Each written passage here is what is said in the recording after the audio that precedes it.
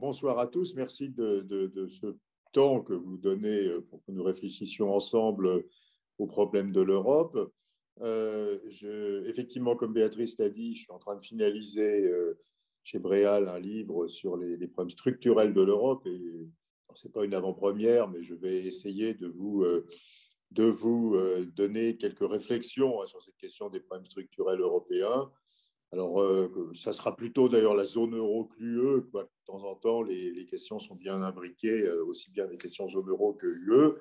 Je vais peut-être prendre à peu près une demi-heure et ensuite on aura beaucoup de temps, 25 minutes, et on aura beaucoup de temps après pour échanger et pour répondre à vos questions. Je sais que certains d'entre vous ont déjà envoyé à Béatrice un certain nombre de questions. Alors, quelle est un peu l'organisation, qui correspond d'ailleurs à peu près à l'organisation du livre que je suis en train donc de finaliser chez Bréal. Je crois d'abord qu'il faut regarder la période avant la crise des subprimes, la période qui va de la création de l'euro en 1999 à la crise des subprimes en 2008-2009. Et pendant cette période, il y a eu un fonctionnement de la zone euro qui est très différent de celui d'aujourd'hui, peut-être même quelques années encore après la crise des subprimes, jusqu'au début des années 2010. Et je crois que dans cette période, il y a eu vraiment un vrai tâtonnement, c'est-à-dire des erreurs de politique économique qui sont relativement nombreuses, qui ont été assez dommageables à la situation de la zone euro, et qu'on peut clairement penser que ces erreurs ne se répéteront pas. Donc je vais revenir tout à l'heure sur cette question de ces erreurs de jeunesse, en gros, de l'euro. Je vais ensuite attaquer le gros morceau du sujet, qui est la question des problèmes structurels de la zone euro, qui sont en fait essentiellement, qu'on peut résumer en disant que la zone euro devient extrêmement hétérogène. Donc, je voudrais essayer de rappeler pourquoi la zone euro devient hétérogène, quelles sont les raisons profondes qui provoquent cette hétérogénéité, quels sont les problèmes que ça pose, et montrer que la trajectoire spontanée de la zone euro, c'est bien encore l'augmentation de cette hétérogénéité, ce qui évidemment est un vrai sujet. Ensuite, je dirais un mot des politiques économiques plus récentes dans la zone euro, disons depuis la crise des subprimes et aujourd'hui. Et là-dedans, il y a du bon et du moins bon. C'est-à-dire qu'il y a des politiques, je trouve qu'on peut trouver inquiétantes. Il y a des politiques qui sont rassurantes sur l'avenir de la zone euro. Donc, cette évolution de la politique économique européenne me paraît relativement importante. Et enfin, pour terminer, ayant fait ça, bien sûr, ça me permettra de poser pas mal de questions sur les évolutions récentes. Je dirais un mot des perspectives et peut-être de la question plus politique sur les perspectives pour la zone euro. Voilà, alors je vais assez vite. Béatrice aussi a mis en ligne, je crois, un texte assez synthétique, justement, qui est un de nos flashs sur cette question des problèmes structurels européens. Donc, il y a quelques pages qui résument un peu la problématique. Donc, je commence par cette question de la jeunesse. Disons 1999, 2009 ou 2012, suivant les cas. Et je crois qu'on ne comprenait pas bien, après la création de l'euro, on ne comprenait pas bien comment marchait une union monétaire, surtout de ce type assez particulier. Et on a fait un certain nombre de choses que vous connaissez tous, mais qui sans doute ont assez fortement perturbé le fonctionnement de la zone euro et probablement sont des erreurs qu'on ne commettrait plus aujourd'hui, ayant appris avec l'expérience de ces erreurs. Donc la première, alors pas forcément dans l'ordre chronologique, plutôt dans l'ordre logique, concerne la politique monétaire. On a, après la création de l'euro, évidemment, les taux d'intérêt dans la zone euro ont considérablement baissé. C'est-à-dire qu'en fait, les taux d'intérêt de tous les pays descendent au niveau de l'Allemagne. Ceci se fait extrêmement vite. C'est réalisé dès 2000. Et c'est quand même assez spectaculaire. Au début des années 90, les taux d'intérêt à 10 ans, en Grèce, c'était à 25%. En Espagne, au Portugal, en Italie, était autour de 15%. Et au début des années 2000, tout le monde se retrouve autour de 5% au niveau de l'Allemagne. Donc, évidemment, la création de l'euro crée une très forte changement de perception des politiques monétaires dans les pays périphériques. Alors, on s'en félicite. À l'époque, on se félicite de ce qu'il y a eu cette convergence des taux d'intérêt sur le niveau extrêmement bas des taux d'intérêt de l'Allemagne. Mais en réalité, il faut comprendre que ceci a créé une très grande instabilité financière. On n'était pas préparé à avoir des taux d'intérêt aussi bas. Et on a, entre le début de l'euro et la crise des subprimes, à cause des taux d'intérêt brutalement beaucoup plus bas en Europe du Sud et dans les pays périphériques, une explosion de l'endettement des ménages et des entreprises. Le taux d'endettement dans ces pays des ménages et des entreprises en 10 ans double par rapport au PIB. C'est absolument incroyable. Une explosion des prix de l'immobilier. Et ceci, évidemment, comme aux États-Unis, fabrique la crise de 2008-2009, qui est une crise jointe de l'immobilier, de l'endettement des ménages, et bien sûr, après, des mécanismes financiers de titrisation. Mais au point de départ, c'est bien une crise de surendettement des ménages. Donc, je crois qu'on n'avait pas compris, après la création de l'euro, qu'il fallait faire attention à ce qui allait se passer dans ces pays avec cette baisse extrêmement brutale des taux d'intérêt. Et donc, on n'avait pas du tout essayé de corriger l'effet de cette brutale baisse des taux due à la création de l'euro.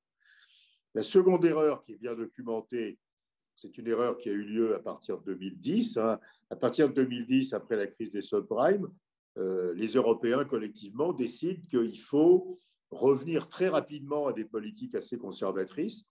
Et en particulier, il y a très rapidement une réduction du déficit public européen à partir de 2010, 2011. Et ça va très, très vite, beaucoup plus vite qu'aux États-Unis, par exemple. Et bien entendu, et les Européens arrivent à faire rebaisser leur taux d'endettement public à partir de 2013, avec cette politique budgétaire qui est très restrictive. Mais ceci a été assez catastrophique, puisque cette restriction budgétaire se produit à un moment où il y a encore beaucoup de chômage, où l'économie européenne est encore très déprimée après la crise des subprimes, et elle fait rechuter l'Europe. Et l'Europe retombe en récession avec la crise des pays périphériques entre 2010 et 2013. Et donc, je crois qu'évidemment, aujourd'hui, on voit bien qu'on a compris qu'après une récession, il ne fallait pas se presser pour sortir des politiques budgétaires expansionnistes. Donc, deuxième erreur historique, je dirais, de gestion de politique économique en Europe. Troisième erreur, concerne la politique monétaire à partir de la crise de la Covid. L'Europe refuse de passer, avant 2015, à une politique monétaire qu'on appelle non conventionnelle, de quantitative easing, c'est-à-dire où la Banque centrale achète des obligations et paye en créant de la monnaie. Il faut attendre que ceci soit mis en place en 2015, ce qui est manifestement trop tard, puisque à ce moment-là, on est déjà sorti de la crise. Alors qu'aux États-Unis, par exemple, c'est en 2008 qu'on passe au quantitative easing. Donc il y a cette résistance et ce conservatisme d'une très grande partie de l'Europe et à l'époque de la BCE qui a laissé des traces psychologiques. Aujourd'hui, il y a encore beaucoup d'articles qui s'écrivent en disant que la BCE a une pratique extrêmement restrictive, ce qui n'est plus vrai du tout, on va en parler tout à l'heure, mais qui a été vrai entre 2008 et 2014, où on a eu la quantité de monnaie créée par la Banque centrale n'est pas plus élevée en 2014 qu'en 2008 avant la crise des subprimes, alors qu'aux États-Unis, la quantité de monnaie était multipliée par 5 sur la même période. Donc les États-Unis sortent très très rapidement des politiques, je dirais, traditionnelles, alors que l'Europe ne le fait pas. Évidemment, ça contribue à repousser leur démarrage de la zone euro, à laisser le chômage monter. Le chômage monte en Europe jusqu'en 2014, et on voit bien qu'aujourd'hui, on a ici une réaction très différente. Voilà. Et quatrième erreur, je m'arrête là, mais il y en a beaucoup, de gestion de politique économique en Europe, c'est la gestion des problèmes de dette publique, et en particulier la gestion de la crise grecque. Les Européens ont cru ou ont fait semblant de croire que les Grecs allaient arriver à rétablir la solvabilité de leurs finances publiques par une politique budgétaire très restrictive. Effectivement, la Grèce met en place cette politique budgétaire très restrictive, avec le passage à un énorme excédent budgétaire primaire qui atteint 4-5% du PIB à partir de 2015.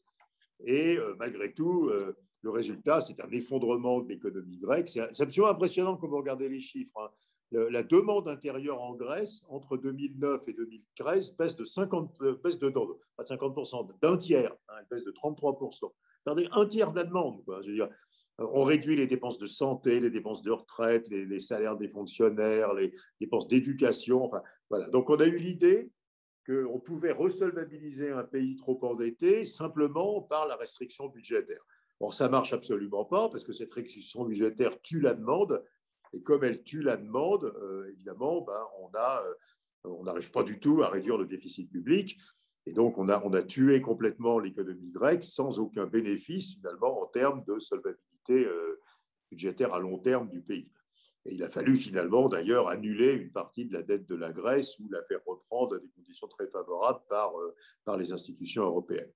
Donc voilà, c'est une espèce d'introduction pour dire qu'on a beaucoup tâtonné. Hein. Alors, ça n'a aucun rapport avec les problèmes structurels que je vais regarder maintenant, mais qu'on a quand même beaucoup tâtonné, fait beaucoup de bêtises dans la gestion de politique économique européenne, dans, à nouveau, l'absence de réflexion sur ce que faisait une baisse brutale des taux d'intérêt, hein, sur l'instabilité financière que ça créait, sur l'absence de réflexion sur le fait qu'il ne fallait pas passer une politique budgétaire restrictive juste après une récession, sur le rejet pendant de nombreuses années d'une politique monétaire non conventionnelle et sur la gestion des crises de dette publique, hein, avec l'apprentissage qu'un pays qui a une énorme dette publique et dont plus personne ne veut ne peut pas s'en tirer par l'austérité et qu'il faut des politiques beaucoup plus dynamiques de retour à la croissance. Voilà.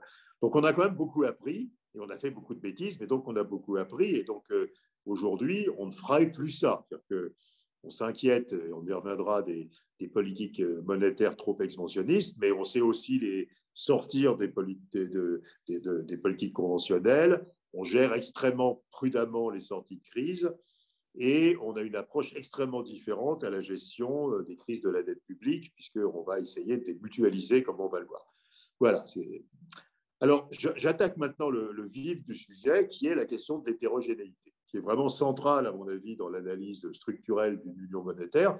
Alors, je parle ici de la zone euro, mais on pourrait parler des autres unions monétaires. C'est vrai aussi quand vous regardez les États-Unis entre les États, ou l'Allemagne entre les lenders. Bon, enfin là, appliquons-le à l'Europe. Il y a eu une erreur de conception et de compréhension au moment de la création de l'euro assez forte.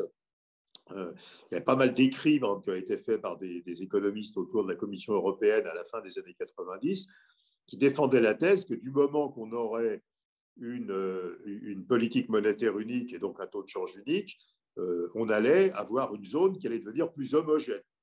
Une citation de Jean-Claude Trichet que j'aime beaucoup qui est « Du moment que nous avons la même monnaie, nous finirons par avoir les mêmes économies ». Alors, cette citation c'est juste complètement faux, quoi, hein, faut le dire honnêtement.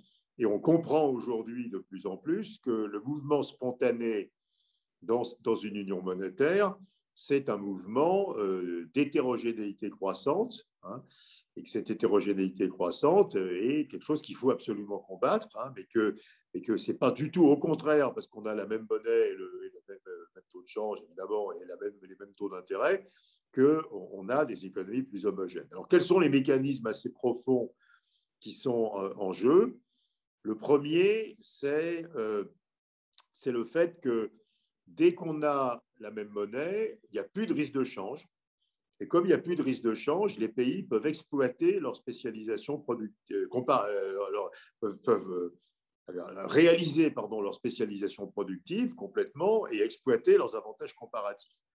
Alors, les pays de la zone euro sont extrêmement différents. Hein, ils ont des niveaux d'éducation de la population très différents. On peut comparer les pays d'Europe centrale et les pays d'Europe de l'Ouest. On peut comparer la Grèce ou les pays d'Europe du Nord. Ils ont des niveaux de dépenses de recherche-développement très différents. Ils ont des taux d'épargne très différents. Donc, il y a plein de différences structurelles. La sophistication des économies est différente, les centres universitaires ne travaillent pas sur les mêmes sujets, et donc on a une économie il est normal que ces pays ont donc des avantages comparatifs différents, et donc il est normal que lorsqu'il n'y a plus de risque de change, on exploite ces avantages comparatifs. Alors quel est le mécanisme? Oui, il est très simple. Avant l'euro, pour vendre des voitures au Portugal, il fallait les produire au Portugal. Parce que si vous produisez en Allemagne ou en Slovaquie les voitures pour le Portugal, si l'escudo portugais se déprécie, les voitures allemandes ou slovaques deviennent beaucoup trop chères pour le marché portugais. Après l'euro, comme il n'y a plus de risque de change, on peut produire n'importe où en Europe, là où c'est le plus efficace les voitures, et de fait, on a arrêté de fabriquer des voitures au Portugal. Et ceci est vrai pour toutes les productions. Donc, l'arrêt, la disparition des mouvements de taux de change permet qu'il y ait une spécialisation productive des pays en fonction de leurs avantages comparatifs. Et donc, les pays, comme ils se sont spécialisés différemment, hein, la Grèce dans le tourisme et l'immobilier, le Portugal dans les biens de consommation, le tourisme et l'agroalimentaire, l'Espagne dans l'automobile, l'Allemagne et l'Est de la France dans les nouvelles technologies et l'automobile, voilà, etc., etc. Vous avez des spécialisations différentes. Donc, les pays sont devenus de plus en plus différents parce que leurs spécialisations productives sont de plus en plus différentes. Et ceci, évidemment, se voit très clairement. Regardez, par exemple, le poids de l'industrie dans l'économie. L'industrie, c'est 20% du PIB en Allemagne, c'est 8% du PIB en Grèce, et c'est malheureusement 10% du PIB en France. Regardez le tourisme, hein, la Grèce ou le Portugal ont des excédents, à part l'année du Covid, ont des excédents commerciaux pour le tourisme qui font entre 6 et 8% du PIB. L'Allemagne a un déficit qui fait plus de 20% du PIB, etc. Donc vous avez énormément d'hétérogénéité qui résulte de ce que les pays ne produisent plus les mêmes biens et services grâce à la disparition du risque de change. Le problème, c'est que certains pays spécialisent dans des activités assez peu sophistiquées avec des salaires relativement faibles, hein, pensez à la Grèce par exemple, et d'autres pays, pensez je sais pas, aux Pays-Bas, à l'Autriche, ça se spécialisent dans des activités très sophistiquées avec des salaires élevés, et donc vous avez une très grande hétérogénéité qui apparaît des revenus par habitant dans les pays européens qui est liée à la disparité croissante des spécialisations productives. Alors, il y a un article extrêmement intéressant de Robert Mundell au début des années 90, hein, où il explique ce caractère endogène de la spécialisation productive en montrant que la création d'une monnaie fabrique, prenez deux pays pareils, avant la unification monétaire, une fois qu'ils ont la même monnaie, ils vont devenir différents. Hein, et on voit bien ça.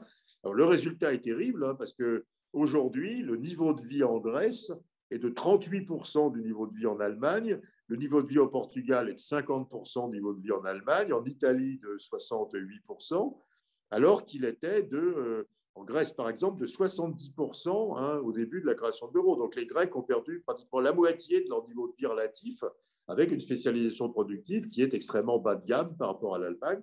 Vous avez cette hétérogénéité. Elle est quand même extrêmement difficile à tenir, on en parlera tout à l'heure.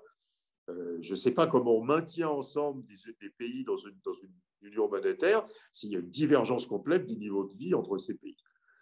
Le deuxième choc structurel qui a amplifié ça, c'est la disparition de la mobilité des capitaux. Alors, c'est quelque chose que je trouve qui est extrêmement important. Au début de l'euro, et je parlerai tout à l'heure des fameux critères de Mundell, ça permettra de revenir là-dessus. Au début de l'euro, eh bien, les capitaux ont circulé de façon extrêmement abondante entre les pays européens. Il y a deux pays en Europe, comme vous savez, qui ont d'énormes excédents d'épargne, hein, donc d'énormes excédents extérieurs, qui sont l'Allemagne et les Pays-Bas. Et ils ont très largement prêté cette épargne aux autres pays européens jusqu'à la crise de subprime en 2008. Donc, on a un premier régime où il y a une très forte circulation des capitaux, donc c'est très efficace. Les investissements en Europe du Sud sont fabriqués avec l'épargne de l'Europe du Nord. Et donc, on a bien quelque chose qui est très optimal. Et puis, avec la crise des subprimes, ça s'arrête complètement. L'Allemagne et les Pays-Bas arrêtent complètement de prêter leur épargne aux autres pays européens. Et ces autres pays européens, du coup, doivent absolument ne plus avoir besoin de s'endetter, donc doivent faire disparaître leur déficit extérieur. Et pour ça, ils ont fait chuter leurs investissements. Et le plus frustrant, et vous voyez un ralentissement absolument considérable de l'accumulation de capital en Europe. Hein. Le stock de capital en Europe, dans la première décennie de l'euro, il croissait de 3% par an. Dans la deuxième décennie, il croît de 1% par an. C'est vraiment effrayant. Et ceci est largement dû à cette disparition de la circulation de l'épargne à l'intérieur de la zone euro. Alors évidemment, ça amplifie l'hétérogénéité dont on parlait avant. C'est-à-dire que les pays riches ne prêtent plus leur épargne aux pays pauvres de la zone euro. Et donc les pays pauvres doivent sous-investir, puisqu'ils ne peuvent plus s'endetter auprès des pays riches pour investir. Et comme ils sous-investissent, ils n'ont aucune chance de rattraper le niveau de vie des pays plus riches. Hein. Et donc, cette disparition de la mobilité des capitaux à l'intérieur de la zone euro est quelque chose qui est absolument terrible. Hein, alors, en face de ça, évidemment, qu'est-ce qu'il faudrait? Alors, on peut revenir aux fameux critères de Robert Mundell, Bob Mundell nous expliquait que pour que des pays aient la même monnaie, il fallait qu'il y ait une forte mobilité des capitaux, parce qu'évidemment, l'intérêt de l'unification monétaire, c'est bien de faire circuler l'épargne grâce à la disparition du risque de change. Il disait qu'il fallait une forte mobilité du travail, ça on peut en discuter. L'idée, c'était que du coup, les taux de chômage allaient s'égaliser entre les pays, et il disait qu'il fallait, c'est exactement ce qu'on vient de dire il y a 3 minutes, des spécialisations productives assez proches entre les pays de la zone euro, de façon à ce qu'ils n'aient pas de différences structurelles dues à leur spécialisation productive. Alors on voit que rien de tout ça ne marche. Le vrai sujet de réflexion, c'est qu'aucun des critères de Mundell d'union monétaire, de zone monétaire optimale, comme on dit normalement, n'est vérifié aujourd'hui. Il n'y a pas de mobilité des capitaux entre les pays de la zone euro, il n'y a pas de mobilité du travail et il n'y a plus de mobilité des capitaux depuis plus de 10 ans. Et les spécialisations productives sont de plus en plus différentes. Donc on n'est vraiment pas du tout dans une zone monétaire optimale. Alors qu'est-ce qu'on peut faire? En fait, on sait que la seule solution, c'est des politiques de solidarité, des politiques qui redistribuent entre les pays. Il faut qu'il y ait des politiques redistributives qui aillent des pays les plus riches vers les pays les plus pauvres. Ceci se fait aux États-Unis, par exemple, entre les États par le budget fédéral. Les dépenses publiques fédérales aux États-Unis, et qui sont les dépenses du budget fédéral, c'est à peu près 25% du PIB. Alors, beaucoup plus l'année dernière avec le Covid, mais en moyenne, c'est 25% du PIB. En Europe, les dépenses fédérales, les dépenses du budget européen, c'est 1,1% du PIB. Donc, il n'y a pas de budget fédéral. Les fonctionnaires de Louisiane sont payés par le budget fédéral et pas par la Louisiane. En Europe, les fonctionnaires grecs sont payés par la Grèce et pas par un budget fédéral. Donc ça, et malgré, évidemment, cet énorme budget fédéral aux États-Unis qui fait une vraie redistribution. C'est surtout les pays riches qui contribuent, les États riches qui contribuent au budget et les États pauvres reçoivent des dépenses publiques. Il reste une énorme hétérogénéité des États-Unis. Quand vous comparez l'État le plus riche qui est l'État de New York et l'État le plus pauvre qui est le Mississippi, il y a un rapport de 2,5 à 1 sur le PIB par habitant, malgré un énorme fédéralisme. Et donc, ça nous montre bien le vrai danger pour la zone euro, qui est que on n'est pas au bout de cette augmentation de l'hétérogénéité, puisque pour l'instant, je dirai un mot dans 3 minutes pour finir, on a très peu de politiques de redistribution entre les pays, puisqu'il n'y a pas de budget fédéral et que chaque pays lève ses impôts localement pour financer ses dépenses localement. Alors, l'hétérogénéité, j'en dis un mot rapide. Aujourd'hui, on a eu la crise grecque, on en parlait avant. Aujourd'hui, évidemment, il y a un problème qui ennuie tout le monde, qui est grave, c'est le problème de l'Italie. L'Italie est vraiment un pays qui a une situation économique extrêmement dégradée. La productivité du travail en Italie, aujourd'hui, est 10% plus basse qu'au moment de la création de l'euro. C'est incroyable, quoi. Alors que dans le reste de la zone euro, elle a augmenté de 15%. Ils ont perdu 25% de productivité. Le taux d'emploi en Italie est 10 points. Le taux d'emploi, c'est le pourcentage de la proportion des personnes en âge de travailler qui ont un emploi. Il est de 58% en Italie. Il est 10 points plus élevé ou 11 points plus élevé dans l'ensemble de la zone euro. L'Italie a le même PIB aujourd'hui qu'en 99, a le même investissement des entreprises qu'en 99, etc., etc. Et tout ça avec une dette publique qui fait 160% du PIB. Donc on a un exemple clair de l'hétérogénéité. Et on voit bien le danger, quoi. Je veux dire, cette divergence de l'Italie menace en permanence l'existence de la zone euro, parce qu'on se dit qu'à un certain moment, les Italiens chercheront une autre solution que l'euro pour sortir de leurs problèmes, et j'y reviens dans 3 minutes. Donc voilà, donc on a vraiment une situation qui est très compliquée. Cette situation très compliquée, c'est que l'unification monétaire a fabriqué une énorme hétérogénéité des pays. Alors, par une cause qui était prévisible, qui est la spécialisation productive différente, et par une cause peut-être un peu moins prévisible, c'est l'arrêt de la mobilité des capitaux et le fait que les Allemands, qui sont les fournisseurs d'épargne normalement au reste de l'Europe, ont commencé à prêter leur épargne au reste du monde, et aujourd'hui en particulier aux États-Unis et pas aux autres pays de la zone euro, ce qui évidemment accroît les difficultés des pays les plus pauvres pour leur rattrapage. Alors, face à cette difficulté structurelle, c'est mon troisième et presque dernier point, qu'est-ce qu'on peut dire des politiques économiques européennes? Alors, il y a, à mon avis, il y a quand même pas mal de progrès et il y a sans doute pas mal de choses un peu inquiétantes dans les évolutions récentes. Alors, je voulais d'abord faire un point peut-être un peu provoquant, mais pour dire que je ne crois absolument pas, contrairement à ce qu'on lit souvent, que la globalisation soit le vrai problème de la zone euro. Alors certes, la zone euro s'est ouverte de plus en plus aux échanges avec les pays émergents. Et d'ailleurs, les importations depuis les pays émergents ont été multipliées par rapport au PIB de la zone euro par un facteur de 2,5 depuis le début de la création de l'euro. Et puis dans le même temps, bien sûr, on a vu la désindustrialisation dans beaucoup de pays. Mais je ne pense pas que ceci soit la cause essentielle de nos problèmes structurels. Alors pourquoi ça?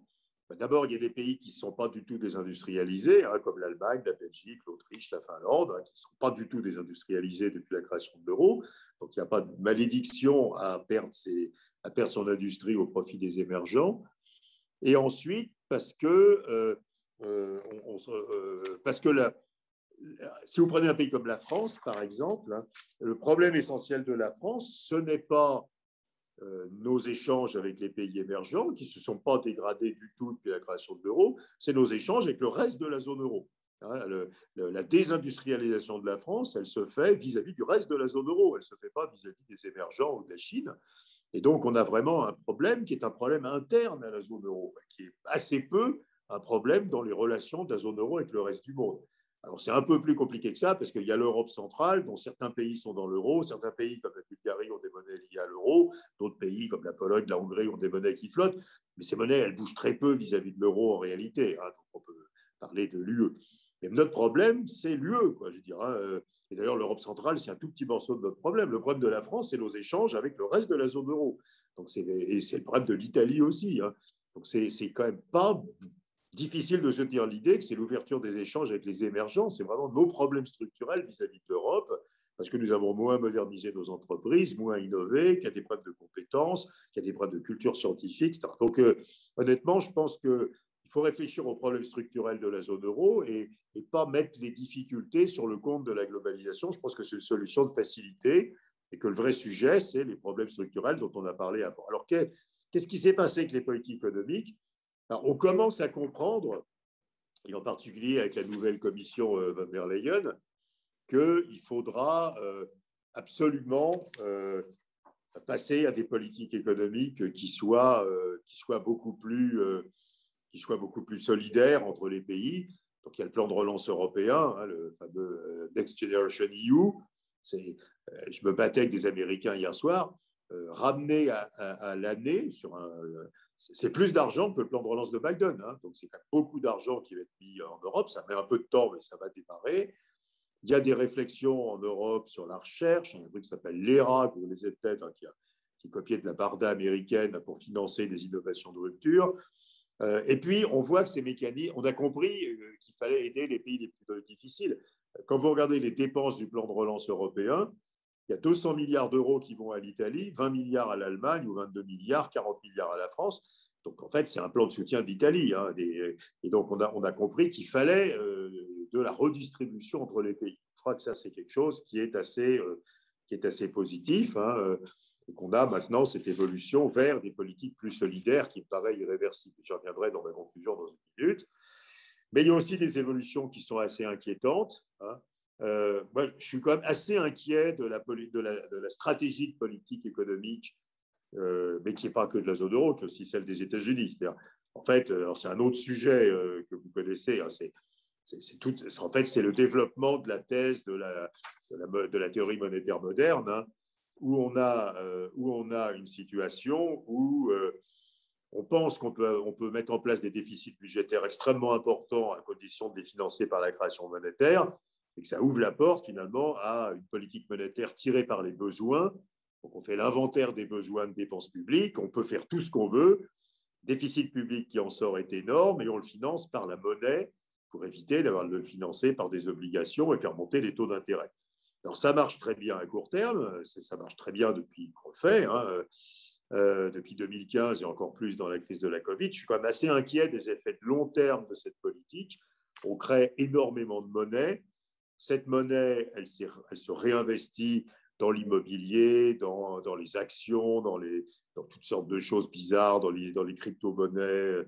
et vous arrivez à faire apparaître des bulles partout, quoi. Donc je pense qu'il y a vraiment un sujet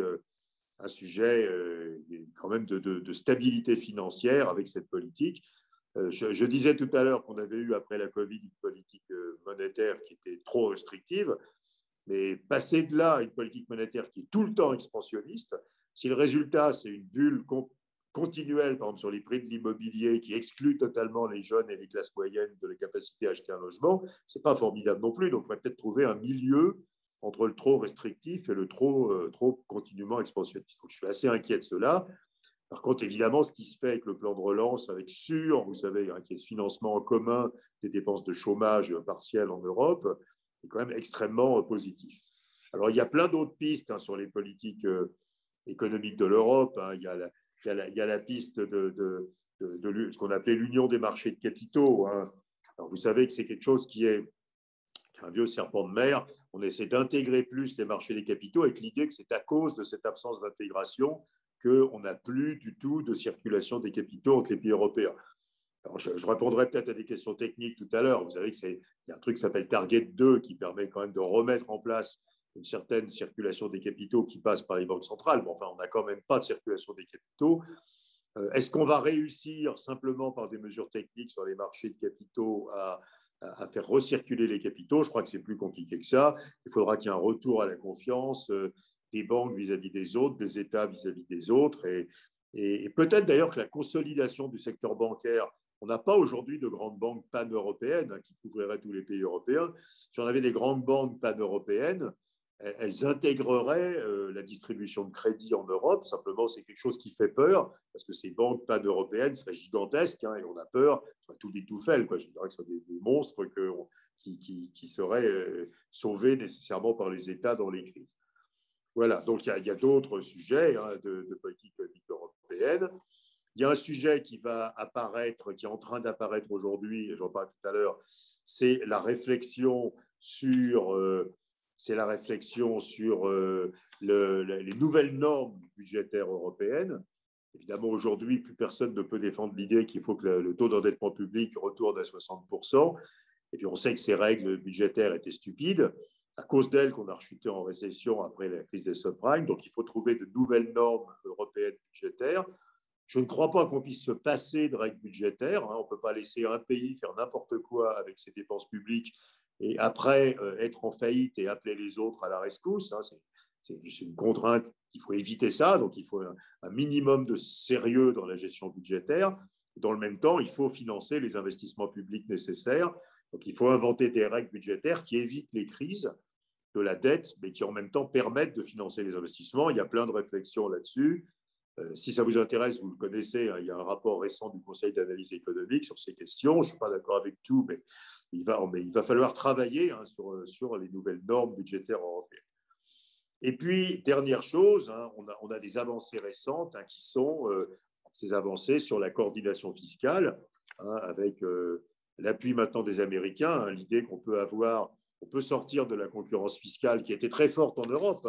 C'était une zone de concurrence fiscale. Quand vous regardez le taux d'imposition moyen des bénéfices des sociétés en Europe, la création de l'euro, c'était 41%, aujourd'hui c'est 28%. Et évidemment, on voudrait éviter d'aller à zéro.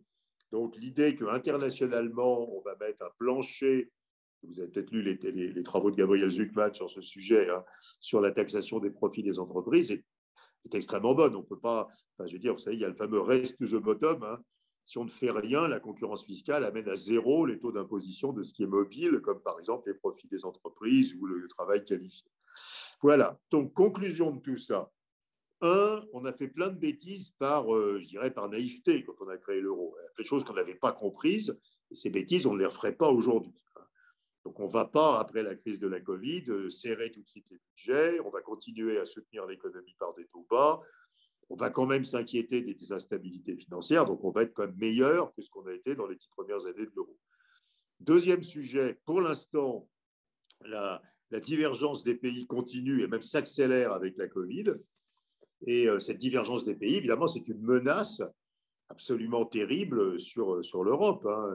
Regardez, par exemple, tous les indicateurs vont dans le même sens. Quand vous regardez, par exemple, je ne sais pas, la taille du secteur des nouvelles technologies, le revenu, on en parlait tout à l'heure, la capacité à déposer des brevets, l'hétérogénéité est monstrueuse. Donc on a une zone qui est de plus en plus hétérogène pour les raisons dont on a discuté.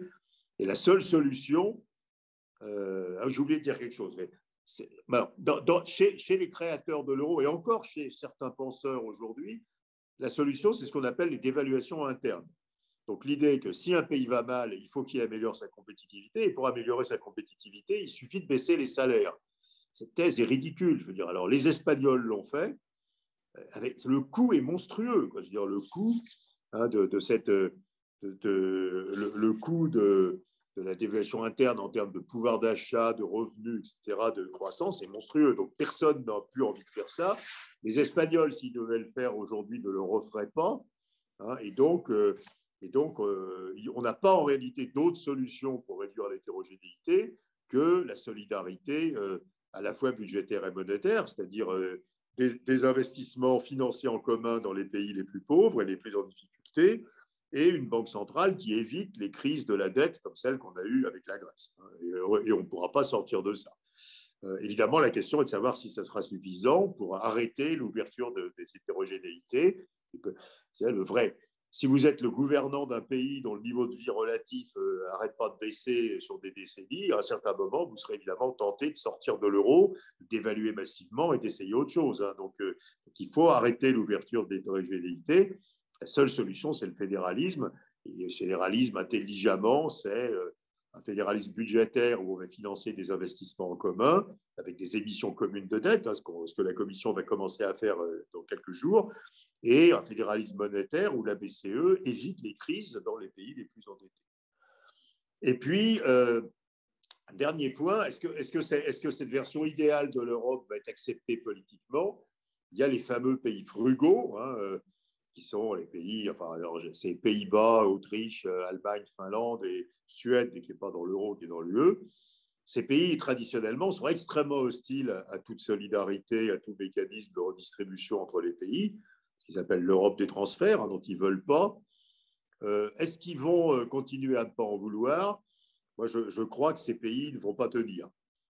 D'abord, en Allemagne, il y a un vrai changement de la perception. Les jeunes Allemands, moi je suis un think tank en Allemagne, les Allemands de 40 ans ont une vue très différente de l'Europe par rapport à leurs parents. Ils ont une vue qui est assez voisine de la nôtre. Ce que je viens de dire, ils le partagent. C'est vrai, y compris à la CDU. Donc, je crois qu'en Allemagne, on a un changement de génération qui va beaucoup faciliter les choses. Alors, il reste les Pays-Bas, la Finlande et l'Autriche. Honnêtement, si les Français, les Allemands, les Italiens, les Espagnols sont d'accord, je ne vois pas trop. Les autres auront des combats d'arrière-garde. Regardez ce qui se passe sur la taxation commune des entreprises. Ils se battent un peu et après, ils ne se battent plus. Donc, voilà. Donc, le basculement de l'Allemagne, et probablement encore plus après l'élection de septembre, dans le camp des pays favorables à une solidarité plus grande, à mon avis, remportera les choses. Enfin, c'est vrai. Et puis, ces pays frugaux comprendront finalement que leur intérêt, c'est que le reste de l'Europe aille bien. Ces pays auront une exposition économique. Les Pays-Bas, les exportations des Pays-Bas vers les pays d'Europe du Sud, c'est 14% du PIB des Pays-Bas. C'est quand même leur intérêt central que ces pays aillent bien. Donc, à la fin, donc je ne crois pas qu'il y aura un blocage politique pour revenir au monde d'avant où il n'y avait pas de tentative de redistribution entre les pays. Donc, voilà. Alors, je suis allé vite, vous avez sûrement plein de questions. Et vous voyez, je crois que l'approche par l'hétérogénéité est assez fructueuse. Je crois que c'est comme ça qu'il faut traiter la question européenne.